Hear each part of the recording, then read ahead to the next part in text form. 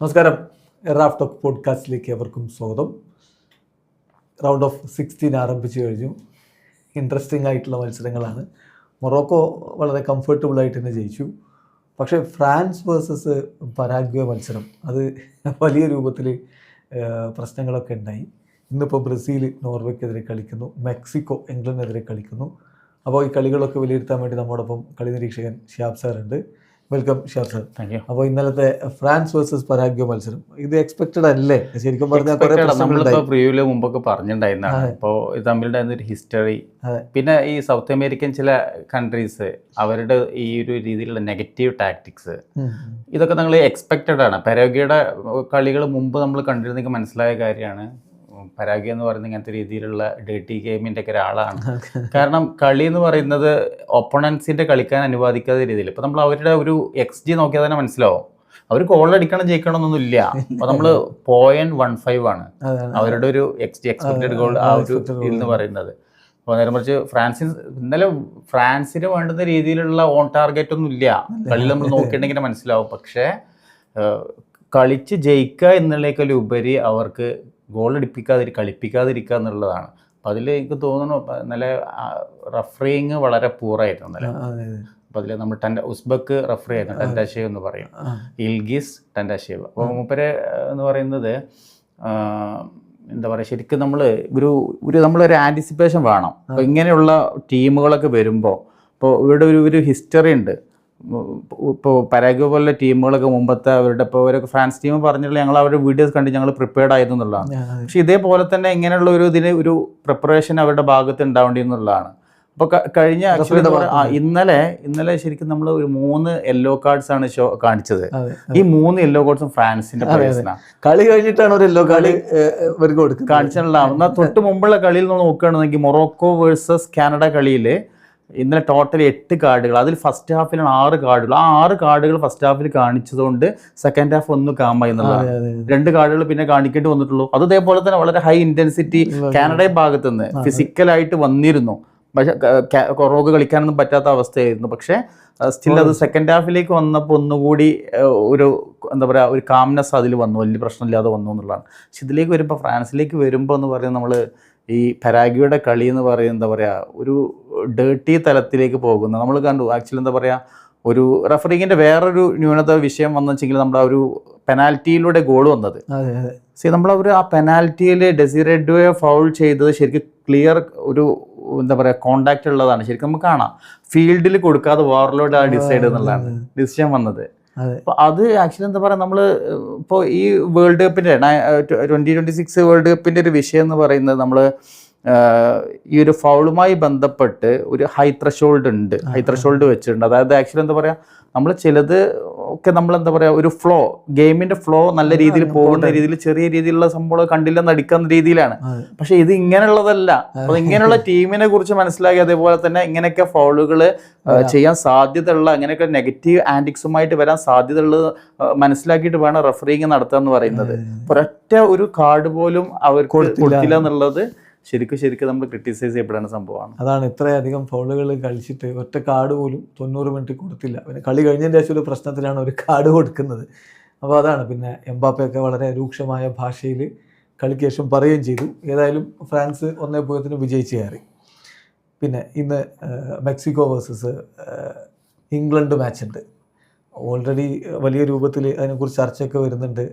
മെക്സിക്കോയുടെ fans അട്ടിമറിക്കുമെന്ന് ഇംഗ്ലണ്ടിന് പേടിയുണ്ട് എന്നൊക്കെ പറഞ്ഞിട്ട്, ഹോട്ടൽ ലൊക്കേഷൻ ലീക്കായിട്ടുണ്ട് എന്നൊക്കെ പറഞ്ഞ് വലിയ വാർത്തകൾ ഇവിടെ അതിന് പുറമെ നടക്കുന്നുണ്ട്. കളിക്കളത്തിൽ എന്ത് സംഭവിക്കുന്ന പ്രതീക്ഷ. കാരണം മെക്സിക്കോ ഇപ്പോൾ നല്ല രൂപത്തിൽ കളിച്ചുകൊണ്ടിരിക്കുകയാണ്. ഇംഗ്ലണ്ട് ആണെങ്കിലും ഹാരി കെയ്നൊക്കെ നല്ല ഫോമിലാണ്. കോങ്കോക്കെതിരെ അദ്ദേഹത്തിന് 2 ഗോളുകളാണ് ഇംഗ്ലണ്ട് മുന്നോട്ട് കൊണ്ടുപോയത്. എന്ത് പ്രതീക്ഷിക്കുന്നു ഇന്നത്തെ കളിയിൽ? അത് മാത്രമല്ല, ഇപ്പോൾ മെക്സിക്കോ ഹോം സോയിൽ എന്ന് പറയുന്നത് വളരെ സ്ട്രോങ് ആണ്. ഹോം സോയിൽ ഇംഗ്ലണ്ടിന് മെക്സിക്കോയെ തോൽപ്പിക്കാൻ പറ്റിയിട്ടില്ല. വേൾഡ് കപ്പിൽ കളിച്ചിട്ടുള്ള ഒരേ തവണ മാത്രമാണ് 1966 ഇംഗ്ലണ്ട് വേൾഡ് കപ്പ് ജയിച്ച സമയത്താണ്. അതിൽ 2-0 ഇംഗ്ലണ്ട് ജയിച്ചു എന്നുള്ളതാണ്. മറ്റേത് നമ്മൾ ഹോം സോയിലിൽ അത് ഫ്രണ്ട്ലി മാച്ചുകളായിരുന്നു. സ്റ്റിൽ അവിടെ വെച്ചിട്ടുള്ള ഒരു കളി പോലും ഇംഗ്ലണ്ടിന് മെക്സിക്കോയെ തോൽപ്പിക്കാൻ പറ്റിയിട്ടില്ല എന്നുള്ളതാണ്. അപ്പോൾ ഈ മെക്സിക്കോയായിട്ടുള്ള കളി എന്ന് പറയുന്നത് ശരിക്കും ഒരു ചാലഞ്ചിങ് ആണ്. ഒരു ബാലികേറമല തന്നെയാവും ഇംഗ്ലണ്ടിനെ സംബന്ധിച്ചിടത്തോളം എന്നുള്ളതാണ്. ഫാൻ വാർ ഇപ്പോൾ എങ്ങനെ വന്നിരുന്നാലും ഇപ്പോൾ ഒരു യൂറോപ്യൻ ടീംസിന് ലാറ്റിൻ അമേരിക്കയിൽ പോയി വിജയിക്കുക കൊടി നാട്ടുക എന്നൊക്കെ പറയുന്നത് കുറച്ചൊരു എളുപ്പമുള്ള കാര്യമല്ല. അപ്പോൾ അവർ എസ്പെഷ്യലി എന്താ പറയുക, അവരിങ്ങനത്തെ പല ആൻറ്റിക്സ് പക്ഷെ ഒരു ആശ്വാസം എന്ന് പറയുന്നത് മെക്സിക്കോ പരാഗ്വേ പോലെയോ ഇങ്ങനെയുള്ള കളി പോലെ തന്നെ ഒരു നെഗറ്റീവ് ടാക്ടിക്സിലൂടെ പോകുന്നില്ല, കളിച്ചിട്ട് തന്നെ ജയിക്കാൻ വേണ്ടിയിട്ട് ആഗ്രഹിക്കുന്ന ടീമാണ്. തീർച്ചയായിട്ടും. പിന്നെ അവിടുത്തെ ഹൈ ആൾട്ടിറ്റ്യൂഡൊക്കെ ഒരു പ്രശ്നമാണ് എന്ന് തോമസ് ടൂഷേൽ കഴിഞ്ഞ ദിവസം പറയുകയുണ്ടായി. അപ്പോൾ ഈ സ്റ്റേഡിയത്തിൻ്റെ ആ ഒരു ഹൈ ആൾട്ടിറ്റ്യൂഡും കാര്യങ്ങളൊക്കെ ടീമിന് ബുദ്ധിമുട്ടുണ്ടാക്കും എന്നൊരു ഭയം ഏതായാലും ഇംഗ്ലണ്ടിനുണ്ട്. എന്നാൽ ഇംഗ്ലണ്ടിനെതിരെ കളിക്കാൻ ഇറങ്ങുമ്പോൾ ഹാവിയർ അഗ്വയർ, അതായത് നമ്മുടെ മെക്സിക്കോയുടെ കോച്ച് പറയുന്നത്, ഞങ്ങൾ 100% കൊടുത്തെങ്കിൽ മാത്രമാണ് എന്തെങ്കിലും ഒരു സാധ്യതയുള്ളൂ, 100% കൊടുക്കാതെ നിന്ന് കഴിഞ്ഞാൽ ഇംഗ്ലണ്ടിനെ പോലെ ടീമിനെ തോൽപ്പിക്കാൻ കഴിയില്ല എന്ന് പറഞ്ഞത്. അതായത് രണ്ട് ടീമും കട്ടക്കുള്ളൊരു പോരാട്ടം നടക്കും എന്ന് തന്നെ പ്രതീക്ഷിക്കാം. പിന്നെ ഇന്നത് ഏറ്റവും പ്രസ്റ്റീജിയസ് ആയിട്ട് നമ്മുടെ നാട്ടിൽ ആരാധകരൊക്കെ ഉറ്റുനോക്കുന്നൊരു കളിയുള്ളത് ബ്രസീൽ വേഴ്സസ് നോർവേ പോരാട്ടമാണ്. ബ്രസീലിന് കാര്യങ്ങൾ എളുപ്പമാണോ? ബ്രസീലിൻ്റെ കാര്യത്തിൽ ബ്രസീലിന് തീർച്ചയായിട്ടും അഡ്വാൻറ്റേജ് ഉണ്ട്. എന്തുകൊണ്ടെന്ന് വെച്ചെങ്കിൽ ബ്രസീൽ ഇപ്പോൾ നല്ലൊരു നിലയിലാണ്, നല്ല പൊസിഷനിലാണ് ഉള്ളത്, നല്ല ഷേപ്പിലാണ് ഉള്ളത്. ഇപ്പോൾ കളികളിൽ ഓരോ കളി വീഴുന്നതോട് നല്ല ഇവോൾവ് ചെയ്ത് വന്നിട്ടുള്ള ഒരു ടീമാണ്. ജപ്പാനെതിരെ നല്ല രീതിയിൽ നല്ലൊരു കംബാക്ക് വിന്നാണ് ബ്രസീലിൻ്റെ ഭാഗത്തൊക്കെ ഉണ്ടായിട്ടുള്ളത്. ഇപ്പോൾ നോർവേയെ സംബന്ധിച്ച് വേറൊരു കാര്യം ബ്രസീലിൻ്റെ കാര്യത്തിൽ വെച്ചെങ്കിൽ നോർവേയുടെ ഒരു വിഷയം എന്ന് പറയുന്നത് ഗോൾ കൺസീഡ് ചെയ്യുന്നതിലുള്ള ആ ഒരു one of the worst teams ആണ്. അപ്പോൾ നമ്മൾ എല്ലാ കളികളിലും ഇറാഖ് അടക്കമുള്ള കളിയിൽ ഓരോ ഗോളെങ്കിലും വഴങ്ങിയിട്ടുണ്ടെന്നുള്ളതാണ്. അപ്പോൾ നമ്മൾ 5.5 ആണ് നമ്മൾ നോക്കുകയാണെന്നുണ്ടെങ്കിൽ അവരൊരു എക്സ്പെക്റ്റൻസി ഗോൾ എക്സ്പെൻസി. അപ്പോൾ ഗോളുകൾ എപ്പോഴും വീഴാൻ സാധ്യതയുള്ള ഒരു ഡിഫൻസാണ്, ഡിഫൻസ് വൾണറബിളാണ്. അത് നമ്മൾ ശരിക്കും കവർ ചെയ്യപ്പെടുന്നത് ഹോൾഡിനെ ഇതേപോലെ തന്നെയുള്ള ഒരു ഗോൾ അടിക്കുന്നതുകൊണ്ട് വിജയിക്കുന്നതുകൊണ്ട് മാത്രമാണ്. അപ്പം അങ്ങനെ ഒരു സാധ്യത ബ്രസീലിനെ സംബന്ധിച്ചിടത്തോളം ഉണ്ട്. പിന്നെ ബ്രസീൽ അതേപോലെ തന്നെ എന്താ പറയുക, നല്ല ഇപ്പോൾ കളിച്ചുകൊണ്ടിരിക്കുകയും ഗോൾ അടിക്കുകയും ചെയ്യുന്നുണ്ട് എന്നുള്ളതാണ്. നല്ല ഇപ്പോൾ ഫ്രാൻസ് പോലെ തന്നെ, അല്ലെങ്കിൽ ഫ്രാൻസ് കഴിഞ്ഞിട്ടുണ്ടെന്നുണ്ടെങ്കിൽ ഇപ്പോൾ ലേതലായിട്ടുള്ളൊരു മുന്നേറ്റം നേരെ നിലവിലിപ്പോൾ കാണുന്നത് ബ്രസീലിനാണ്. അത് വളരെ അണ്ടർസ്റ്റാൻഡിംഗ് ഉള്ള ഒരു ആക്രമണ നിരയും കൂടിയാണെന്നുള്ളതാണ്. ഇതിൽ ഈ നോർവേയുടെ ഡിഫൻസിന് ഒരു പ്രശ്നം ഉണ്ടെന്ന് പറഞ്ഞ പോലെ തന്നെ ബ്രസീലിൻ്റെ ഡിഫൻസ് വേൾഡ് കപ്പിൽ ആകെ കൺസീഡ് ചെയ്ത് 2 ഗോളുകൾ. ഏറ്റവും കുറഞ്ഞ ഗോളുകൾ കൺസീഡ് ചെയ്ത ടീമുകളിൽ ഒന്നാണ് ബ്രസീൽ. അപ്പം ഒറ്റ ഗോളും കൺസീഡ് ചെയ്യാത്ത സ്പെയിനൊക്കെ അവിടെ ഉണ്ട്. എന്നാൽ ഇപ്പം ഇവിടെ നമ്മൾ മനസ്സിലാക്കാൻ പറ്റുന്നത് 2 ഗോളുകൾ മാത്രം കൺസീഡ് ചെയ്യുക. അത് ആഞ്ചലോട്ടി പറയുന്നതാണ്, നിങ്ങൾക്ക് കിരീടം ചൂടണമെങ്കിൽ ഏറ്റവും ഫ്യൂവസ്റ്റ് ഗോൾ ഏത് ടീം കൺസീഡ് ചെയ്യുന്നോ ആ ടീമായിരിക്കും കിരീടം ചൂടാന്ന് അദ്ദേഹം പറയാറുണ്ട്. അപ്പോൾ അതനുസരിച്ച് അദ്ദേഹം ഡിഫൻസ് ശക്തമാക്കുകയാണ് ചെയ്തിട്ടുള്ളത്. പക്ഷേ ഇപ്പോൾ പ്രശ്നം എന്താണെന്ന് വെച്ചാൽ പക്വത ഇല്ല. ഇന്നലെ കോച്ച് തന്നെ പറയുന്നുണ്ട് പക്വറ്റയുടെ ക്യാരക്ടറിസ്റ്റിക്സുള്ള മറ്റൊരു കളിക്കാരൻ ഈ ടീമിലില്ല എന്നുള്ളതാണ്. പക്വറ്റയ്ക്ക് പകരം ഗബ്രിയൽ മാർട്ടിനെല്ലി ആയിരിക്കും എന്നാണ് ബ്രസീലിയൻ മാധ്യമങ്ങൾ റിപ്പോർട്ട്. ഡാനിലോ സാന്റോസ് അല്ല. അതായത് 2 ദിവസത്തെ ട്രെയിനിങ് സെഷനിൽ ആദ്യ ദിവസം ഡാനിലോ സാന്റോസിനെയാണ് പരീക്ഷിച്ച് നോക്കിയത്. പിന്നെ ഇന്നലെയും മിനിയാന്നും കോച്ച് മാർട്ടിനെല്ലിയാണ് പരീക്ഷിച്ചത്. അപ്പോൾ മാർട്ടിനെല്ലി സ്റ്റാർട്ട് ചെയ്യുന്ന പറഞ്ഞത് അതെങ്ങനെ ആയിരിക്കും? മാർട്ടിനെല്ലി എന്നുണ്ടെങ്കിൽ ഒരു നാച്ചുറൽ റീപ്ലേസ്മെന്റ് നെയ്മറാണ് പക്വറ്റയ്ക്ക് നാച്ചുറൽ ആയിരുന്നു. പക്ഷെ നെയ്മറിനെ ഇപ്പം ഇറക്കാൻ പറ്റാത്ത ഒരു സാഹചര്യമാണ്. ഇപ്പൊ റിക്കവർ ചെയ്തുകൊണ്ടിരിക്കുകയാണ്. പിന്നെ അതേപോലെ തന്നെ പഴയ പോലെ ഷാർപ്നെസ് ഇല്ല, വേഗത ഇല്ല. അപ്പോൾ അതിൻ്റെയൊക്കെ ഒരു അഭാവം കൊണ്ട് പക്ഷെ നെയ്മറിന് ഇറക്കാനുള്ള റിസ്ക് ഒരിക്കലും എടുക്കൂല എന്നുള്ളതാണ്. അപ്പോൾ മാർട്ടിനി പിന്നെ എനിക്ക് തോന്നുന്നത് ഒരു പക്ഷെ ഒരു ഫോർമേഷനിൽ മാറ്റം വരുത്താം. അപ്പൊ എൻട്രിക്കിനെ ഇറക്കിയിട്ട് നമ്മുടെ കുഞ്ഞെ അതേപോലെ നമ്പർ 10 പൊസിഷനിലേക്ക് കൊണ്ടുവന്നിട്ട് അങ്ങനത്തെ രീതിയിലേക്ക് കൊണ്ടുവരാനുള്ള ഒരു സാധ്യത നമ്മളിപ്പോൾ നിലവിലുണ്ടായിരുന്നു. ഇപ്പോൾ ഇഗർത്തിയാഗോ എന്നൊരു സ്ട്രൈക്കിംഗ് പൊസിഷനിലേക്ക് കൊണ്ടുവന്നിട്ടുള്ള ഉണ്ടായിരുന്നത്. അപ്പോൾ അതിൽ നിന്ന് മാറ്റി ഒരു പക്ഷേ എൻട്രിക്കിനെ ചിലപ്പോൾ ഇറക്കാനുള്ള സാധ്യത തള്ളിക്കളയാൻ പറ്റൂല. അല്ലെങ്കിൽ മാർട്ടിനെല്ലി ഇപ്പോൾ കഴിഞ്ഞ കളിയിൽ മാർട്ടിനെല്ലി ഒരു വിഷയം ഉണ്ടായിരുന്നു. നമ്മൾ പലപ്പോഴും പെർഫോമൻസിലെ ഇൻകൺസിസ്റ്റൻസി ഉണ്ടായിരുന്നു. ഗോൾ അടിക്കാതെ ആക്ച്വലി എന്താ പറയുക, നമുക്ക് ഒരു ഓൾമോസ്റ്റ് റിലയബിൾ എന്ന് പറയാൻ പറ്റൂല, രീതിയിൽ പറയാൻ പറ്റില്ല. പക്ഷെ ഇങ്ങനത്തെ രീതിയിലുള്ള ഒരു പരീക്ഷണം കൊണ്ടുവന്നാൽ നമുക്ക് പള്ളികളാൻ പറ്റൂല എന്നുള്ളതാണ്. പലപ്പോഴും ക്ലബിലും സബ്സ്റ്റിറ്റ്യൂട്ട് റോളിലൊക്കെ വരുന്ന ഗബ്രിയൽ മാർട്ടിനെല്ലി. ഇപ്പോൾ പക്ഷേ സാറ് പറഞ്ഞ പോലെ എൻട്രിക്കിനൊക്കെ ഇറക്കാം. ആഞ്ചലോട്ടി എന്താണ് പ്ലേയിങ് 11 എന്നൊന്നും തുറന്നു പറഞ്ഞിട്ടില്ല. പക്ഷേ ബ്രസീലിയൻ മാധ്യമങ്ങൾ പറയുന്നത് അത് സാധാരണ നടക്കാറുണ്ട് കേട്ടോ. ബ്രസീലിയൻ മാധ്യമം അത് നടക്കാതെ പോയത് ആദ്യ കളിയിലാണ്. ബാക്കിയൊക്കെ അവർ എക്സ്പെക്ട് ചെയ്ത പോലെ തന്നെയാണ് വന്നത്. അപ്പോൾ ബ്രസീലിയൻ മാധ്യമങ്ങൾ പറഞ്ഞതെന്ന് വെച്ചാൽ കഴിഞ്ഞ സെയിം ടീമാണ് റയാനും അതുപോലെ തന്നെ മറ്റ് നമ്മുടെ മാത്യൂസ് കുഞ്ഞയും വിനി ജൂനിയറും പിന്നെ പക്വറ്റയ്ക്ക് പകരം അവിടെ ഗബ്രിയൽ മാർട്ടിനെല്ലി ഇറക്കുന്നു എന്നാണ്. അങ്ങനെയാണെങ്കിൽ ഗബ്രിയൽ മാർട്ടിനെല്ലി ഇടത് പാർശ്വത്തിൽ തന്നെ കളിക്കുകയും വിനി ജൂനിയർ കുറച്ചുകൂടി സെൻട്രിഷായിട്ട് കളിക്കാനുള്ളൊരു സാധ്യതയില്ലേ? അങ്ങനെ ഒരു സൂചന നല്ല കോച്ച് നൽകുകയുണ്ടായി. കാരണം വിനി ഔട്ടിൽ കളിക്കുകയാണെങ്കിൽ അതിലൂടെ നീക്കങ്ങൾ ഉണ്ടാക്കാനും പറ്റും. ഇന്നിൽ കളിക്കുകയാണെങ്കിൽ അവന് ഗോളുകൾ കൂടുതൽ അടിക്കാനും പറ്റുന്നു എന്നൊരു വാക്ക് കോച്ച് പറഞ്ഞു. പക്ഷേ സ്ട്രാറ്റജിയും ടാക്ടിക്സും ഒന്നും ഞാനിപ്പോൾ പറയുന്നില്ല, അതും കൂടി പറഞ്ഞിട്ടാണ് അദ്ദേഹം ഇത് പറയുന്നത്. അപ്പോൾ അതിലൊരു സൂചന ഉണ്ടോ എന്നൊരു സംശയം. ഇപ്പൊ നിലവിലിപ്പോൾ നമ്മൾ വിനിയുടെ പെർഫോമൻസ് കണ്ടിടത്തോളം ഒരു വളരെ കംഫർട്ടബിൾ, ഏത് പൊസിഷനിലാണെങ്കിലും ഇപ്പോൾ ഫ്രീ റോമിങ് എന്നുള്ള രീതിയിലൊക്കെ എന്ന് പറയുന്നത് മുമ്പ് ഒരു കംഫർട്ടബിൾ ആണ്. അത് മാത്രമല്ല കളിക്കുകയും ചെയ്യുന്നുണ്ട്, ഗോൾ അടിക്കുകയും ചെയ്യുന്നുണ്ട് നല്ല രീതിയിൽ. നിലവിലിപ്പോൾ ബ്രസീലിന്റെ കേസിൽ നമ്മൾ എടുത്തു കഴിഞ്ഞിട്ടുണ്ടെങ്കിൽ ഏറ്റവും ബെസ്റ്റ് പ്ലെയർ നിലവിൽ വിനീഷ്യസ് ആണ്, അത് സംശയമില്ല.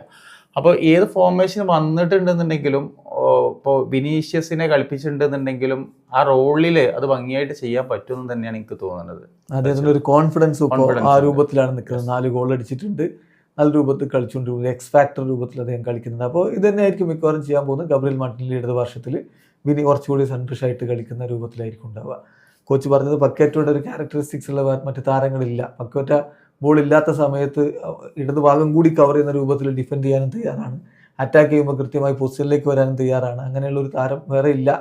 ഓരോ താരങ്ങൾക്കും അവരുടേതായിട്ടുള്ള ക്യാരക്ടറിസ്റ്റിക്സ് ആണ് ഉള്ളതെന്നും കോച്ച് പറയണ്ടായി. അപ്പോൾ ഈ ഒരു അഡ്ജസ്റ്റ്മെൻറ്റ് എങ്ങനെ മുന്നേറ്റത്തിൽ ഉണ്ടാക്കും എന്നുള്ള കാര്യത്തിലെ സംശയമുള്ളൂ. സെക്കൻഡ് ഹാഫിൽ എന്തായാലും എൻട്രിക്ക് ഇറങ്ങും. ഇപ്പോൾ കഴിഞ്ഞ കളി ജപ്പാനെതിരെ ഇറക്കിയ പോലെ ഇറങ്ങും. അപ്പോൾ ഇന്നലെ ആഞ്ചലോട്ടിയോട് തന്നെ ചോദിച്ചൊരു ചോദ്യമാണ്, ജപ്പാൻ്റെ ഡിഫൻസ് ഭയങ്കര ഡിമാൻഡിങ് ആയിരുന്നു, ബ്രസീലിനെ ശരിക്കും ബുദ്ധിമുട്ടിച്ചിട്ടുണ്ട്. അത്രയും ഒരു ബുദ്ധിമുട്ട് നോർവേയിൽ നിന്ന് പ്രതീക്ഷിക്കേണ്ടതുണ്ടോന്ന്? അതില്ല. അതന്നെ നമ്മൾ പറഞ്ഞപ്പോൾ നിലവിലിപ്പോൾ നോർവേയുടെ കളികൾ പരിശോധിച്ച് കഴിഞ്ഞാൽ രണ്ടും നമ്മൾ കമ്പയർ ചെയ്യുകയാണെന്നുണ്ടെങ്കിൽ ഇപ്പോൾ ജപ്പാനെ സംബന്ധിച്ചിടത്തോളം വളരെ ഓർഗനൈസ്ഡ് ആണ് അവരുടെ. അത് എല്ലാ മേഖലയും ഇപ്പോൾ ഡിഫൻസ് ആയിരുന്നാലും അവരുടെ മിഡ്ഫീൽഡ് ത്രൂ അവരുടെ ഫോർവേഡ്സ് ഒക്കെ വെച്ചെങ്കിൽ ഒരു യൂണിറ്റ് ആയിട്ടാണ് കളിക്കുന്നത്. നമ്മൾക്ക് അതിൽ നിന്ന് വേറൊരു വൾണറബിൾ പൊസിഷൻ എന്നുള്ള രീതിയിൽ പൊതുവെ നമുക്ക് കാണാൻ പറ്റില്ല. പക്ഷെ നോർവേയിൽ നമുക്ക് ഈ പറയുമ്പോൾ ഡിഫൻസ് ഒന്നുകൂടി വളരെ വ്യക്തമാണ്. ആക്ച്വലി എന്താ പറയുക, നമ്മളിപ്പോഴും ഗോള് വഴങ്ങാം. അപ്പോൾ ഒരു സാധ്യത ബ്രസീലിനെ സംബന്ധിച്ചിടത്തോളം ഗോൾ അടിക്കാൻ കഴിയും എന്നുള്ളതാണ്. അപ്പോൾ ഡിഫൻസിനെ സംബന്ധിച്ചിടത്തോളം ഗോൾ അധികം കൺസീഡ് ചെയ്തിട്ടില്ല എന്നുള്ളത് കൊണ്ട് തന്നെ ആ രീതിയിലേക്കൊന്ന് ഡിഫൻസ് ഒന്ന് നമ്മൾ ആക്ച്വലി എന്താ പറയുക സ്ട്രോങ് ആക്കി കഴിഞ്ഞിട്ടുണ്ടെന്നുണ്ടെങ്കിൽ ബ്രസീലിന് പ്രശ്നം അതാണ്. കാരണം മറുഭാഗത്ത് കിടിലൻ മുന്നേറ്റ നിര നോർവേക്ക് ഉണ്ട്. അതായത് ബ്രസീലിൻ്റെ ഡിഫൻസ് അല്ല എന്ന് പറയുന്ന പോലെ തന്നെ അവർക്ക് നല്ല മുന്നേറ്റ നിരയുണ്ട്. ഇപ്പോൾ ഏർലിംഗ് ഹാലൻഡ്, സൊർലോത്ത്, അതുപോലെ ന്യൂസ, മറ്റേ നെയ്മർ ഫാനായിട്ടുള്ള ന്യൂസ, പിന്നെ ഒഡേഗാർഡ്. പക്ഷെ അതിൽ ഒഡേഗാർഡിന്റെ മാത്രമാണ് ഇപ്പോൾ നിലവിൽ ഇപ്പോൾ ആഴ്സണൽ പ്ലെയർ ആയുള്ള ഒഡേഗാർഡ് അപ്പോൾ ഒരു വേണ്ടത്ര ആ ഒരു പ്രതീക്ഷത്ര ഇതിൽ എക്സ്പെക്റ്റഡ് ആയ രീതിയിലേക്ക് വന്നിട്ടില്ല. മൂപ്പരൊന്ന് ഉയർന്നു കഴിഞ്ഞിട്ടുണ്ടെന്നുണ്ടെങ്കിൽ ഹാളണ്ടിന് ഒന്നുകൂടി കാര്യങ്ങൾ എളുപ്പമാവും, ബോളുകൾ എത്തുന്ന ഒരു അവസ്ഥ വരും. അപ്പോൾ അതാണ് അവരുടെ മുന്നേറ്റ നിരയെ ബ്രസീൽ ഒന്ന് നോക്കേണ്ടതുണ്ട്, വായിക്കേണ്ടതുണ്ട് എന്നൊരു കാര്യം അതിലുണ്ട്. പക്ഷേ ഇപ്പോൾ 2 ബെർഗുമാരാണ് അവരുടെ ഈ മിഡ്ഫീൽഡിലുള്ളത്. അവിടെ പക്ഷേ കാസമിറോക്കും ബ്രൂണോ ഗുയിമേറസിനും ഒക്കെ കാര്യങ്ങൾ ഹാൻഡിൽ ചെയ്യാൻ പറ്റുമെന്ന് തോന്നുന്നു. ബ്രൂണോ ഗുയിമേറസ് ഇപ്പോൾ നല്ല ഫോമിലാണ് കളിച്ചുകൊണ്ടിരിക്കുകയും ചെയ്യുന്നത്. അപ്പം ആ ഏരിയ ഒക്കെയാണ്. പക്ഷേ ഇവിടെയുള്ളൊരു പ്രശ്നം എന്ന് പറയുന്നത് ഇപ്പോഴും ബ്രസീൽ സംബന്ധിച്ചിടത്തോളം കാസമിറോ, ഡാനിലോ രണ്ടുപേരും യെല്ലോ കാർഡാണ്. ഈ കളിയിൽ യെല്ലോ കാർഡ് കിട്ടിയ ക്വാർട്ടർ ഫൈനൽ മിസ്സാവും. ക്വാർട്ടർ ഫൈനൽ വരെ യെല്ലോ കാർഡ് നിൽക്കുന്ന, ക്വാർട്ടർ ഫൈനൽ കഴിഞ്ഞാൽ പിന്നെ ഇതെല്ലാം പോയി, പിന്നെ സെമി ഫൈനൽ വേറെയാണ്. അപ്പോൾ ഇവർ ഇപ്പോൾ ജപ്പാൻ്റെ ആദ്യ ഗോൾ വരുമ്പോൾ കാസമിറോ ഫൗൾ ചെയ്യുന്നില്ല, കാരണം ഓൾറെഡി യെല്ലോ കാർഡ് കിട്ടിയതുകൊണ്ട്. അപ്പോൾ അത്തരത്തിലുള്ളൊരു കോഷ്യസ്നെസ് കളിയിൽ ഉണ്ടാകുമ്പോൾ, ഈ 2 പേർക്കും ഉണ്ടാകുമ്പോൾ ഈ കളിയിൽ നിന്ന് റെഡ് കിട്ടുന്നല്ല, പക്ഷെ അടുത്ത കളി മിസ്സാവുമല്ലോ എന്ന് കരുതി കളിക്കുമ്പോൾ അതൊരു പ്രശ്നം ഉണ്ടാക്കാൻ സാധ്യത, പ്രത്യേകിച്ച് ഇങ്ങനെയുള്ളൊരു മുന്നേറ്റ നിരയും കൂടി ആകുമ്പോൾ. 2 പേര് വളരെ എക്സ്പീരിയൻസ്ഡ് പ്ലേയേഴ്സ്, ഡാനിയൽ ആണെങ്കിലും കാസമിറോ ആണെന്നുണ്ടെങ്കിൽ. പക്ഷേ ഇക്കാര്യത്തിൽ എനിക്ക് തോന്നുന്നു കാസമിറോ കഴിഞ്ഞ കളിയിൽ ഒന്നുകൂടി നമ്മളൊരു കോഷ്യസ് ആയിരുന്നു. ആ രീതിയിൽ ഇനി ഒരു കാർഡ് വാങ്ങാൻ പാടില്ല എന്നുള്ള രീതിയിൽ. അപ്പോൾ ആ ഒരു കോഷ്യസ്നെസ്സോട് കൂടി തന്നെയാവും കളിക്കുക. പക്ഷെ എനിക്ക് തോന്നുന്നു ഡാനിലോ കഴിഞ്ഞ കളി അനാവശ്യമായിട്ടുള്ള രീതിയിൽ 2ാം മഞ്ഞക്കാർഡ് വാങ്ങാനുള്ള ഒരു പരിപാടിയൊക്കെ ഉണ്ടായിരുന്നു. അപ്പൊ അങ്ങനെയുള്ള അതാണ് രക്ഷപ്പെട്ടതാണ് സംഭവം ഡാനിലോയുടെ കേസിൽ. അപ്പോൾ ഒരുപക്ഷെ എന്താ പറയുക, നമ്മൾ ഡാനിലോ നല്ല എക്സ്പീരിയൻസ്ഡ് ആയിട്ടുള്ള പ്ലെയറാണ്. പക്ഷേ ഇങ്ങനെയുള്ള അനാവശ്യമായിട്ടുള്ള രീതിയിലുള്ള എന്താ പറയുക ചിലപ്പോൾ എന്ന് പറയുന്നത് എന്താ പറയുക ചില ഡിമാൻഡിങ് ആവാം. അപ്പം ഇങ്ങനെയുള്ളൊരു ആക്രമണ നിരയൊക്കെ ഒരുപക്ഷെ അങ്ങനെ അവരുടെ ഒരു ഓൺസ്ലോട്ട് കടന്നുകയറ്റമൊക്കെ ഉണ്ടെന്നുണ്ടെങ്കിൽ ചിലപ്പോൾ നമ്മൾക്ക് ചെയ്യാൻ നിർബന്ധിതരാകും. അപ്പോൾ എന്തായാലും വളരെ ഒരു ശ്രദ്ധയോടൊരു അറ്റൻഷൻ നല്ല രീതിയിൽ അത്യാവശ്യമുള്ളതാണ്. തീർച്ചയായിട്ടും. ഇപ്പോൾ ഇതിൽ പ്രശ്നം എന്താണെന്ന് വെച്ചാൽ, ഇതിൽ കാർഡ് കിട്ടിയാൽ ബ്രസീൽ മുന്നോട്ട് പോയാൽ ക്വാർട്ടർ ഫൈനലിൽ താരങ്ങളില്ലാത്തൊരു സ്ഥിതിവിശേഷം വരും. മുമ്പൊക്കെ ഇത് ബാധിച്ചു. ഇപ്പോൾ 2018 അങ്ങനെ ഫെർണാണ്ടിഞ്ഞോനൊക്കെ പിന്നെ കളിപ്പിക്കേണ്ടി വന്നു. ആ ഫെർണാണ്ടിഞ്ഞോയെ കൊണ്ട് തന്നെ അന്ന് ബെൽജിയത്തിനോട് ബ്രസീൽ തോൽക്കാൻ കാരണമായതൊക്കെ നമുക്ക് ഓർമ്മയുണ്ട്. അപ്പോൾ അത്തരത്തിൽ കാർഡുകളൊക്കെ വാങ്ങാതിരിക്കുക എന്നുള്ളതാണ് പ്രധാനപ്പെട്ട കാര്യം. അപ്പോൾ അത് ശ്രദ്ധിക്കും എന്ന് തന്നെ വേണം കരുതാൻ. ആഞ്ചലോട്ടി എന്തായാലും അവരെ മാറ്റാനിപ്പോൾ യാതൊരുവിധ പ്ലാനും ഇല്ല. ഒരു സെറ്റായ ടീം വെച്ച് അങ്ങനെ പോകാനാണ്. പിന്നെ ഈ കളിയെക്കുറിച്ച് പറയുമ്പോൾ എല്ലാവരും പറയുന്ന ഒരു കാര്യമുണ്ട്, Gabriel Magalhães versus Erling Haaland എന്നുള്ളത്. അത് ഈ ആഴ്സണൽ വേഴ്സസ് സിറ്റി മത്സരങ്ങളിൽ നമ്മൾ കാണുന്നതാണ്. ഗബ്രിയൽ മെഗല്ലസ് എന്ത് വില കൊടുത്തും ഹാലൻഡിനെ ടൈറ്റായിട്ട് മാർക്ക് ചെയ്യുന്നു, പിടിച്ചു വെക്കുന്നു, തള്ളിയിടുന്നു, മറിഞ്ഞു പോകുന്നു, ഇങ്ങനെയൊക്കെയാണ്. പക്ഷെ അങ്ങനെയൊക്കെ ആണെങ്കിലും ഈ പൂട്ടി, ഈ അടച്ചു പൂട്ടി എന്നൊക്കെ പറയുന്ന കളികളിലും ഹാലൻഡ് ഗോൾ അടിച്ചിട്ടുണ്ട് എന്നുള്ളതാണ്. ഇപ്പം നമ്മുടെ നാട്ടിൽ സുഹൃത്തുക്കളൊക്കെ ഭയങ്കരമായിട്ട് ഇങ്ങനെ ഒരു റീല് പോലെ കട്ട് ചെയ്ത് ഇറക്കിയിട്ടുള്ള കുറേ ഹാലൻഡും ഗബ്രിയൽ മെഗല്ലസും തമ്മിലുള്ള ഡ്യുവൽസ് ഉണ്ട്, പിടിച്ചു വെക്കുന്നു, മറിഞ്ഞു. ആ കളി എന്ന് പറഞ്ഞാൽ 2-1 സിറ്റി ജയിക്കുകയും അതിൽ ഹാലൻഡ് ഗോൾ അടിക്കുകയും ചെയ്തിട്ടുള്ളതാണ്. അപ്പോൾ ഹാലൻഡ് വേഴ്സസ് ഗബ്രിയൽ മെഗല്ലസ് എങ്ങനെ ഉണ്ടാവും? ഇപ്പോൾ ഇതിൽ ഒരു കാര്യം കൂടി ഞാൻ കൂടിച്ചേർത്ത് പറയാം. അതായത് സിറ്റി വേഴ്സസ് റയൽ മാഡ്രിഡ് മത്സരങ്ങളിൽ ഒരു കളിയിൽ കോച്ച് പറയുണ്ടായി, നമ്മുടെ അന്ന് ആഞ്ചലോട്ടി റയലിൻ്റെ കോച്ചാണല്ലോ, കോച്ച് പറയുണ്ടായി ഹാലൻഡിനെ തടയുക എന്നുള്ളതല്ല, ആ ടീമിനെ മൊത്തം തടയുക എന്നുള്ളതാണ് വേണ്ടത്. ഹാലൻഡ് ഓഫ് കോഴ്സ് നല്ല താരമാണ്, ഹാലൻഡിനെ തടയണമെങ്കിൽ ടീമിനെ തടയണം, അത് ഹാലൻഡിലേക്കുള്ള സപ്ലൈ കുറക്കണം എന്നാണ്. അപ്പോൾ ആ കളിയിൽ റൂഡിഗറിനെയാണ് ഈ ഹാലൻഡിനെ തടയാൻ വേണ്ടി വെച്ചത്. റൂഡിഗർ അത് ഭംഗിയായിട്ട് പൂട്ടുകയും ചെയ്തു. ഹാലൻഡിലേക്കുള്ള സപ്ലൈ കട്ട് ചെയ്തുകൊണ്ട് അന്ന് കളി 1-1 സമനില. ഈ പ്രസ്താവന നടത്തിയത് അത് തന്നെയാവും ഇവിടെ പ്ലാൻ. അതായത് അന്ന് റൂഡിഗർ ചെയ്തത് ഇന്ന് ഗബ്രിയലിനെ ഏൽപ്പിക്കുക എന്നുള്ളതാണ്. അതിൽ ഒരു വ്യത്യാസം കാണേണ്ടത് ഇപ്പോൾ നമ്മുടെ ക്ലബ് ഫുട്ബോളും ഇൻ്റർനാഷണൽ ഫുട്ബോളും തമ്മിലുള്ളതാണ്. ഒന്നാമത് നമ്മൾ മാഞ്ചസ്റ്റർ സിറ്റിയിൽ എന്ന് പറയുന്നത് Haaland he surrounded by some elite players. അപ്പോൾ ആ രീതിയിലേക്കുള്ള നല്ല ക്വാളിറ്റി ബോളുകൾ വരുന്നുണ്ട്. ഹാലൻഡിന് എന്ന് പറയുന്നത് അവിടെ ഫിനിഷർ എന്നുള്ള രീതിയിലേക്കുള്ള അതേ ഉള്ളൂ. അത്ര ഒരു ക്രിയേറ്റീവ് എന്ന് പറയാവുന്ന ഒരു പ്ലെയർ ഒന്നല്ല ഹാലൻഡ്. പ്രധാനമായിട്ടും ഫിനിഷർ എന്നുള്ള അതിൽ അത് ക്ലിനിക്കലായിട്ട് നല്ല ഫിനിഷ് ചെയ്യുന്ന ഒരാളാണ്. പക്ഷെ അതേമാതിരി ആവണതിൽ ഇങ്ങനെ ഒരു ഇന്റർനാഷണൽ നോർവേ എന്ന ഒരു ടീമിനെ സംബന്ധിച്ചിടത്തോളം. അപ്പോൾ അതേപോലെ തന്നെ നമ്മളിപ്പോൾ ഈ പറയുന്നത് ഇപ്പോൾ പ്രധാനമായിട്ട് ഒരു പ്ലേ മേക്കർ ഒഡേഗാർഡാണ്. ഒഡേഗാർഡ് എന്ന് പറയുമ്പോൾ നിലവിൽ പാഴ്സണൽ കളിക്കുന്ന രീതിയിലേക്കുള്ള ഒരു എത്തിയിട്ടില്ല. അപ്പോൾ അതേപോലെ തന്നെ നമുക്ക് ഹാലൻഡിൻ്റെക്ക് ബോൾ സപ്ലൈ എത്തും നമുക്ക് പ്രതീക്ഷിക്കാൻ പറ്റില്ല. അല്ലെങ്കിൽ ആ സപ്ലൈ തടയാൻ നിലവിലെ ബ്രസീലിന്റെ ഡിഫൻസിന് കഴിയേണ്ടതാണെന്നുള്ളതാണ് ഞാൻ മനസ്സിലാക്കുന്നത്. അപ്പം സിറ്റിയിലെ ഹാലൻഡിനെ പോലെ നോർവേയുടെ ഹാലൻഡിനെ ഭയക്കേണ്ടതില്ല എന്നാണ്. പക്ഷേ സ്റ്റാറ്റിസ്റ്റിക്സ് എന്താണെന്നറിയോ, 55 കളികളിൽ നിന്ന് 60 മേലെ ഗോൾ നോർവേക്ക് വേണ്ടി അടിച്ചിട്ടുണ്ട് എന്നുള്ളതാണ്. പക്ഷെ അത് എതിരാളികളുടെ ശക്തി കൂടി നോക്കണം. വ്യത്യാസമുണ്ട്. അങ്ങനെ ഒരു കോമ്പറ്റീറ്റീവ് മത്സരങ്ങൾ അധികം കൂടുതലായിട്ടുണ്ടാവില്ല, അധികം ഫ്രണ്ട്ലി മാച്ചുകളാവാം, ടീമുകൾ ചെറുതാണ്, അങ്ങനെയൊക്കെയുള്ള കാരണങ്ങൾ കൂടി അതിലുണ്ട്. എന്നാൽ പോലും കണക്കുകൾ അങ്ങനെയാണ് കാണിക്കുന്നത്. ബ്രസീൽ എന്തായാലും ഹാലൻഡിനെ ശരിക്ക് ശ്രദ്ധിക്കുകയും വേണം, അവരുടെ മുന്നേറ്റ നിരയെ ശരിക്കും ശ്രദ്ധിക്കണം. പക്ഷെ മറുഭാഗത്ത് അവരുടെ ഡിഫൻസ് വൾണറബിളാണ്, അത് ബ്രസീലിന് ഉപയോഗപ്പെടുത്താനും പറ്റും. പിന്നെ ഇതിൽ കുറേ ഈ കളിക്ക് മുമ്പുള്ള ഹൈപ്പുകൾ കുറേ വരുമല്ലോ. അപ്പോൾ ഹാലൻഡിനോട് ചോദിച്ചപ്പോൾ ബ്രസീലിനെതിരെ നിങ്ങളുടെ സാധ്യത എന്താണെന്ന് ചോദിച്ചപ്പോൾ ഹാലൻഡ് പറഞ്ഞത് ഞങ്ങൾക്ക് വളരെ കുറച്ച് സാധ്യതയുള്ളൂ എന്നാണ്. ബ്രൂണോ ഗുയിമറസ് പറഞ്ഞത് അവൻ പറഞ്ഞ വിശ്വസിക്കാൻ നിൽക്കേണ്ട, അതായത് ഹാലൻഡ് പറഞ്ഞ വിശ്വസിക്കാൻ നിൽക്കേണ്ട, അതൊരു വലിയ മൈൻഡ് ഗെയിമാണ്, ഞങ്ങൾക്ക് സാധ്യതയില്ല എന്ന് ഹാലൻഡ് പറയുന്നതോടുകൂടി പ്രഷർ ബ്രസീലിൻ്റെ മേലായി. കാരണം ബ്രസീലിനാണ് വലിയ സാധ്യത, അങ്ങനെയുള്ളൊരു മൈൻഡ് ഗെയിമാണ് അവൻ കളിച്ചതെന്ന് പറയുന്നത്. അതുപോലെ ഇപ്പം ഇവരുടെ കോച്ച് സോൾബക്കൻ അദ്ദേഹം പറഞ്ഞിട്ടുണ്ട്, അന്ന് ഡ്രസ്സിംഗ് റൂമിലെ സ്പീച്ചിൻ്റെ സമയത്ത് അവസാനം പറയുന്നുണ്ട് ആഞ്ചലോട്ടി വി ആർ കമ്മിങ് എന്ന് പറയുന്നുണ്ട്. അപ്പോൾ ആഞ്ചലോട്ടി ഒന്ന് സൂക്ഷിക്കേണ്ടതുണ്ടോ, ആഞ്ചലോട്ടി വി ആർ കമ്മിങ് എന്നൊക്കെ പറഞ്ഞിട്ടാണ് വരുന്നത്. നോർവേ സംബന്ധിച്ചിടത്തോളം ഉള്ള ഒരു കോൺഫിഡൻസ് എന്ന് പറയുന്ന നിലവിലെ ബ്രസീലിനെ സംബന്ധിച്ച് ദേ ആർ അൺബീറ്റൺ ബ്രസീലിനായിട്ട് തോറ്റിട്ടില്ല എന്നുള്ളതാണ്. അത് പറയാവുന്ന വേണമെങ്കിൽ വേൾഡ് കപ്പിൽ പോലും നമുക്ക് അവർക്ക് വേണമെങ്കിൽ പറയാം.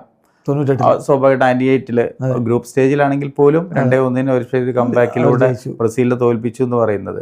അപ്പോൾ അത് തീർച്ചയായിട്ടും അവരുടെ ഉള്ളിലുണ്ട്. അപ്പോൾ ഈ പ്ലേയേഴ്സ് ഒന്നും അല്ലെങ്കിൽ പോലും ആ ഹിസ്റ്ററിയെ കുറിച്ച് അപ്പോൾ തീർച്ചയായിട്ടും സ്വാഭാവികമായിട്ടും ഈ കളിയിലേക്ക് വരുമ്പോൾ ഞങ്ങൾ ബ്രസീലിനായിട്ട് തോറ്റിട്ടില്ല എന്നൊരു കോൺഫിഡൻസ് എപ്പോഴും അവരിലുണ്ടാവും.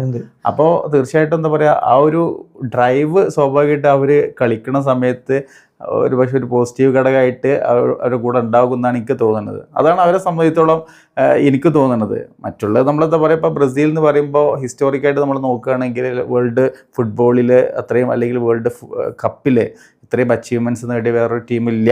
അപ്പം അത് നമ്മൾ നോക്കി കഴിഞ്ഞിട്ടുണ്ടെന്നുണ്ടെങ്കിൽ ഒരു പക്ഷേ എന്താ പറയുക, നമ്മൾക്ക് നമ്മളെ സമയത്തുള്ള ആ ഒരു സ്കെയർ അവിടെ വരും. അതെ അതെ അതെ അതാണ്.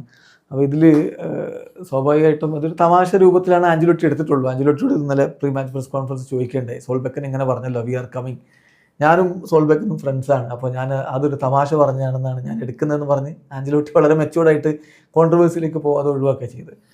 പിന്നെ ഉള്ളൊരു ചോദ്യം ആഞ്ചലോട്ടി ഇന്നലെ ചോദിച്ചത്, ഓരോ കളികൾ ബ്രസീലിൻ്റെ ഓരോ ക്കെതിരെ എത്ര മാർക്കിടുമെന്ന് ചോദിച്ചു. അപ്പം അദ്ദേഹം പറഞ്ഞ് ആദ്യത്തെ കളി മൊറോക്കോക്കെതിരെയുള്ള കളിക്ക് ഞാൻ 10ൽ 5 മാർക്ക് കൊടുക്കും. അടുത്ത കളി ഹെയ്റ്റിക്കെതിരെയുള്ള കളിക്ക് ഞാൻ 6.5 കൊടുക്കും. പിന്നെ സ്കോട്ട്ലൻഡിനെതിരെയുള്ള കളിക്ക് ഞാൻ 7 കൊടുക്കും. ജപ്പാനെതിരെയുള്ള കളിക്ക് 7.5 കൊടുക്കുന്നു. ഇങ്ങനെ പോവാണ്. ശരിക്കും ഒരു ഇവല്യൂഷൻ ഉണ്ട് ബ്രസീലിന്. യാതൊരു സംശയമില്ല. നമ്മൾ ബ്രസീലിൻ്റെ കളി കണ്ടതാണ്. ഇപ്പോൾ എല്ലാ കളി കണ്ടതിൽ നമുക്ക് മനസ്സിലാകുന്നത് ഒരു ഗ്രാജുവൽ ആയിട്ടുള്ള ഒരു ഇവല്യൂഷനാണ് ബ്രസീലിനെ സംബന്ധിച്ചിടത്തോളം.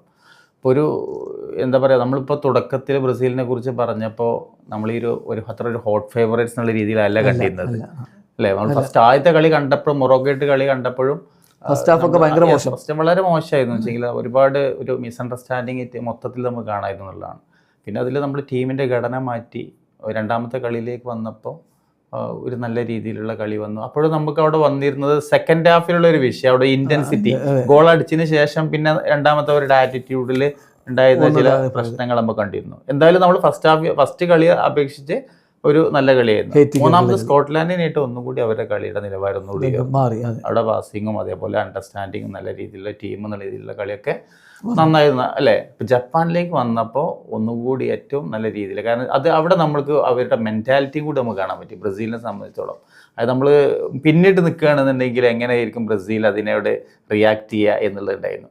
അപ്പോൾ ആ ഗോള് തീർച്ചയായിട്ടും എന്താ പറയുക, ഒരു ഗോള് ഇനി പിന്നിലായതിനു ശേഷം ബ്രസീൽ സാധാരണ തിരിച്ചു വന്നിട്ട് 2-1 അത് വിജയിച്ചു എന്ന് പറയുന്നത് തന്നെ. അപ്പോൾ അവിടെ ഒരു മെൻറ്റാലിറ്റിയിൽ ഉള്ള ഒരു റെസീലിയൻസ് എന്ന് പറഞ്ഞ സംഭവം ഉണ്ടല്ലോ.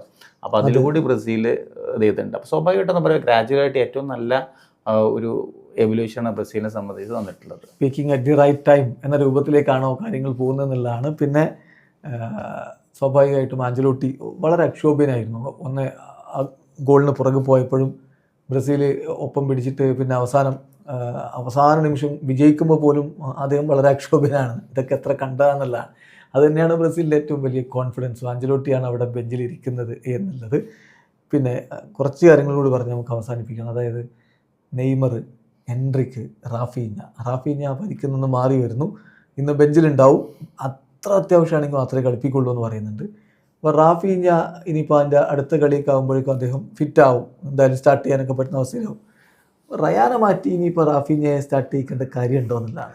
ഇന്നത്തെ കളിയിൽ നമുക്ക് റയാൻ്റെ പെർഫോമൻസ് പക്ഷേ വിലയിരുത്തപ്പെടും തീർച്ചയായിട്ടും. റഫീഞ്ഞയ്ക്ക് പകരമുള്ള റീപ്ലേസ്മെൻറ്റ് റയാൻ എന്നുള്ള റീപ്ലേസ്മെൻറ്റ് രീതിയിൽ റയാൻ വളരെ നല്ല രീതിയിലുള്ള ഒരു റീപ്ലേസ്മെൻ്റ് ആയിരുന്നു ഇതുവരെ മത്സരത്തിലൂടെ. നല്ല ആക്ച്വലി എന്താ പറയുക, ബ്രസീലിന് നല്ലൊരു ഇൻറ്റൻസിറ്റി, അതേപോലെ മൂവ്മെൻറ്റുകളിലൊക്കെ എപ്പോഴും ബോളുള്ളപ്പോഴൊക്കെ ഒരു ഡേഞ്ചർ കൊണ്ടുവരാൻ റയാനെ കൊണ്ട് സാധിച്ചിട്ടുണ്ടെന്നുള്ളതാണ് വളരെ ഇമ്പോർട്ടൻ്റ് ആണ്. അപ്പോൾ ഇന്നത്തെ കളി തീർച്ചയായിട്ടും റയാൻ്റെ കളി കൂടി ആക്ച്വലി എന്താ പറയുക ഒരു വളരെ സൂക്ഷ്മമായിട്ട് ഒരു വിലയിരുത്തപ്പെടും എന്നുള്ളത് തന്നെയാണ്. അപ്പോൾ അങ്ങനെയാണെന്നുണ്ടെങ്കിൽ ഇന്നും റയാൻ നല്ല രീതിയിൽ കളിക്കുകയാണെന്നുണ്ടെങ്കിൽ അടുത്ത കളിയിൽ തീർച്ചയായിട്ടും ആഞ്ചലോട്ടി ഭയങ്കര ബുദ്ധിമുട്ട്, സെലക്ഷനുമായി ബന്ധപ്പെട്ട ഭയങ്കര ഒരു ക്രൈസിസ് വരും എന്നുള്ളതാണ്. അത് പക്ഷേ ഒരു പ്രശ്നം പരിഹരിക്കപ്പെടുകയല്ലേ ചെയ്യുക. കാരണം റാഫീഞ്ഞയ്ക്ക് വേണമെങ്കിൽ നമ്പർ 10 ആയിട്ട് കളിക്കാൻ പറ്റും. അപ്പോൾ പക്വേറ്റിൻ്റെ റോളിലേക്ക് വേണമെങ്കിൽ, പക്ഷേ ഡിഫെൻസീവ്ലി എത്രത്തോളം സപ്പോർട്ട് ചെയ്യുന്നുള്ളൊരു പ്രശ്നമുണ്ട്. എന്നാലും ഗബ്രിയേൽ മാർട്ടിനെല്ലി വെച്ച് അഡ്ജസ്റ്റ് ചെയ്യുന്നതിനേക്കാൾ റാഫീഞ്ഞയുടെ പോസ്റ്റിലൊന്ന് മാറ്റി വിങ്ങറിൽ നിന്ന് മാറ്റിയിട്ട് ഒരു മിഡിലേക്കൊക്കെ കൊണ്ടുവരാൻ കഴിയില്ല. ചില ഘട്ടങ്ങളിൽ അദ്ദേഹം നമ്പർ 10 ആയിട്ട് കളിക്കാറുള്ളതാണ്. അപ്പോൾ ഒരു പ്രശ്നപരിഹാരം അതിലൂടെ ഉണ്ടാവുമോ? അങ്ങനത്തെ രീതിയിലൊരു റിസ്കിന് നിലവിൽ എന്താ പറയുക വരുമ്പോഴൊന്നും എനിക്കറിയില്ല. കാരണം എന്തുകൊണ്ടെന്ന് വെച്ചെങ്കിൽ നിലവിലിപ്പോൾ നല്ലൊരു ഫോർമേഷൻ, ഇപ്പോൾ ഒരു സാധാരണഗതിയിൽ എന്താ പറയുക നല്ലൊരു ഫോർമേഷന് ഇതിലൂടെ നല്ല രീതിയിലുള്ള കളിയിലൂടെ മുന്നോട്ട് പോവുകയാണ് ബ്രസീൽ ചെയ്യുന്നത്. അപ്പോൾ സാധ്യതയില്ല, റിസ്ക് എടുക്കാൻ സാധ്യത കുറവാണെന്ന് എനിക്ക് തോന്നുന്നു. പിന്നെ ആഞ്ചലോട്ടിയാണ് ആൾ. കാരണം ഫെഡെ വാൽവേർഡിനെയൊക്കെ പിടിച്ച് റൈറ്റ് ബാക്ക് ആക്കുകയും ഷൂമനിനെ പിടിച്ച് സെൻറ്റർ ബാക്ക് ആക്കുകയൊക്കെ ചെയ്തിട്ടുള്ള ആളായതുകൊണ്ട് ഏത് പൊസിഷനിലും ആരെ വേണമെങ്കിലും അദ്ദേഹം കളിപ്പിക്കാൻ തയ്യാറാവും എന്നുള്ളതാണ്. പിന്നെ ഉള്ള ആരാധകർക്ക് അറിയേണ്ട ചോദ്യം, നെയ്മറിന് എന്താണ് ആഞ്ചലോട്ടി കളിപ്പിക്കാത്തത്? നെയ്മറെ ഫസ്റ്റ് 11 തന്നെ ഇറക്കണ്ടേ? ഇപ്പോൾ ഫെലിപ്പെ മെലോ ഇവരുടെ പഴയ പ്ലെയറാണ്. അയാൾ ഇങ്ങനെ ഓരോന്നിങ്ങനെ കുറേ ഇങ്ങനെ പറയുന്ന ഒരാളാണ്. ഞാൻ വലിയൊരു പ്രാധാന്യം കൊടുക്കാറില്ല, മുൻ പ്ലെയറാണ്. മൂപ്പര് പറയുന്ന ഫസ്റ്റ് ഹാഫിൽ ആദ്യത്തെ 45 മിനിറ്റിലാണ് നെയ്മറെ കളിപ്പിക്കേണ്ടത്. അതിനൊക്കെ ഒരു കാര്യമുണ്ടോ? അതല്ല നെയ്മർ ഇപ്പം ആഞ്ചലോട്ടി കഴിഞ്ഞ കളി പറഞ്ഞ പോലെ ടീം സമനില വരുന്നില്ലെങ്കിൽ നെയ്മർ ഇറക്കാൻ വേണ്ടി ഞാൻ വിചാരിച്ചിരുന്നു. അതല്ല അവസാന ഘട്ടത്തിലേക്കൊക്കെ പോവുകയാണെങ്കിൽ വേണ്ടി വന്നാൽ ഈ നമ്മുടെ എക്സ്ട്രാ ടൈമിലേക്ക് നെയ്മർ ഇറക്കാൻ ആലോചിച്ചിരുന്നു എന്നൊക്കെ പറയുന്നുണ്ട്. അപ്പോൾ ഇന്ന് നെയ്മർ എത്ര സമയം കളിക്കുന്നതാണ് വിചാരിക്കുന്നത്? നെയ്മറെ കളിപ്പിക്കുമോ? അത് ഞാൻ പറഞ്ഞില്ല, നമ്മുടെ ഫസ്റ്റ് ഹാഫ് ബ്രസീലിൻ്റെ പെർഫോമൻസ് വളരെ ഇമ്പോർട്ടൻ്റ് ആണ് നോർവേയെ സംബന്ധിച്ചിടത്തോളം. ഇപ്പോൾ ബ്രസീൽ ഗോൾ അടിക്കുമോ ഇല്ലേ എന്നുള്ളത്, ഒരു പക്ഷേ ഗോൾ അടിച്ചില്ലെങ്കിൽ, ഫസ്റ്റ് ഹാഫ് ഗോൾ അടിച്ചില്ല എന്നുണ്ടെങ്കിൽ സെക്കൻഡ് ഹാഫിൽ സബ്സ്റ്റിറ്റ്യൂഷനിലേക്ക് ഒരു പക്ഷേ നെയ്മറിലേക്ക് വരാനുള്ള സാധ്യത ഉണ്ട്. അങ്ങനെയുണ്ട്. ഇനി അതിൽ നല്ല രീതിയിൽ പോവുകയാണെന്നുണ്ടെങ്കിൽ, ഇപ്പോൾ നല്ല രീതിയിൽ ഗോളടി വന്നു കഴിഞ്ഞ് ഒരു പക്ഷേ എന്താ പറയുക 2 ഗോളൊക്കെ അടിച്ചു എന്ന് വിചാരിക്കുക. അങ്ങനെയാണെങ്കിലും ഒരു പക്ഷേ അവസാന നിമിഷത്തേക്ക് നെയ്മറിനെ ഇറക്കാനൊക്കെ സാധ്യത ഉണ്ട്. അല്ലാത്ത ഒരു സിറ്റുവേഷന് ഇപ്പോൾ നെയ്മറിൻ്റെ ആക്ച്വലി എന്താ പറയുക, നമ്മളിപ്പോൾ നിലവിൽ നമ്മൾ കാണേണ്ടത്, ഇപ്പോൾ ആഞ്ചലോട്ടി നമ്മൾ പോർച്ചുഗലിൻ്റെ റോബർട്ടോ മാർട്ടിനസും നമ്മൾ വ്യത്യാസം ഞാൻ കാണുന്നത് ടീമിന് വേണ്ടിയിട്ടാണ് ഇപ്പോൾ ആഞ്ചലോട്ടി നോക്കുന്നത്. ടീം എങ്ങനെയാണ്, ടീമിന് റിസൾട്ട് ഉണ്ടാക്കുന്ന രീതിയിലാണ് നോക്കുന്നത്. പ്ലെയർ ആരാണെന്നുള്ളതല്ല. ഇപ്പം നെയ്മറിന് വെച്ച് അതുമായി ബന്ധപ്പെട്ട വൈകാരികമായിട്ട് ഒരുപാട് ആളുണ്ടാവും, ഫാൻസ് ഒരുപാട് ആഗ്രഹിക്കുന്നത്. അതുകൊണ്ട് കാര്യമില്ല, ടീമിൻ്റെ റിസൾട്ട് കൂടി നമ്മൾ നോക്കണം എന്നുള്ളതാണ്.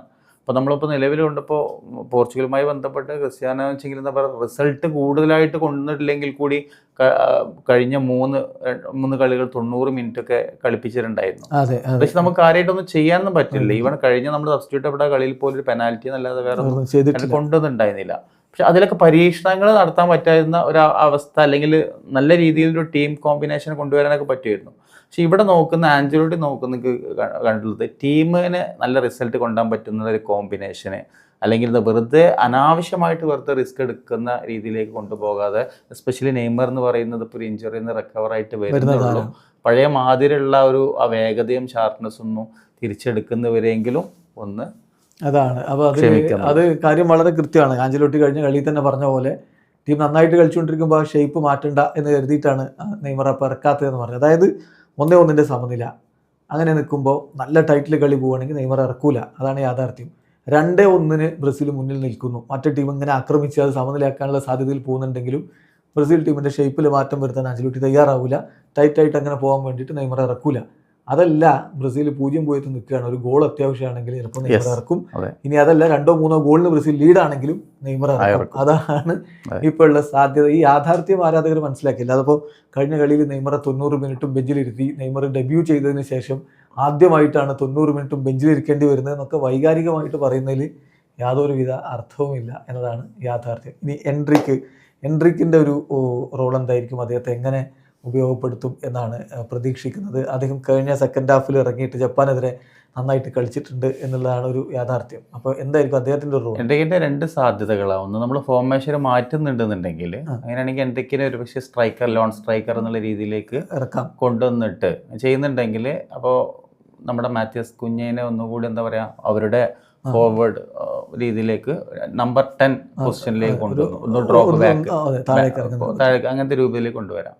ഇനി അങ്ങനെ അല്ലാന്നുണ്ടെങ്കിൽ ഫസ്റ്റ് ഹാഫ് നോക്കിയതിന് ശേഷം ബ്രസീലിൻ്റെ ആ ഒരു കളിക്ക് അനുസരിച്ച് മൊമെൻ്റ് എങ്ങനെയാണ് ആക്ച്വൽ പോസിറ്റീവ് ആണെന്നുണ്ടെങ്കിൽ ഒരു പക്ഷേ സബ്സ്റ്റിറ്റ്യൂട്ട് റോളിലേക്ക് വരാം. എങ്ങനെയാണെങ്കിലും എൻട്രിക്കിന് എന്തായാലും നമ്മൾ സബ്സ്റ്റിറ്റ്യൂട്ട് റോളിൽ എന്തായാലും എൻട്രിക്കിനെ പ്രതീക്ഷിക്കുന്നുണ്ടെന്ന്. അതെ, പ്രത്യേകിച്ച് കഴിഞ്ഞ കളിയിൽ നല്ല പ്രകടനം നടത്തിയതുകൊണ്ട്. ഏതായാലും നമുക്ക് ലഭിച്ചിട്ടുള്ള ഒരു പ്രകാരം സ്റ്റാർട്ടിംഗ് 11 എങ്ങനെയാണ്: ഗോൾ കീപ്പറായിട്ട് ആലിസൺ, ഡിഫൻസിൽ ഗബ്രിയൽ മെഗല്ലസും മാർക്കിന്യോസും, ഇരുപാർശ്വങ്ങളായിട്ട് ഡഗ്ലസ് സാന്റോസും ഡാനിലോയും, മധ്യനിരയിൽ ബ്രൂണോ ഗുയിമറസും കാസമിറോയും, പിന്നെ മുന്നേറ്റത്തിലേക്കാണ് പക്കറ്റയ്ക്ക് പകരം ഗബ്രിയൽ മാർട്ടിനെല്ലിയെ ഉപയോഗപ്പെടുത്തുന്നത്.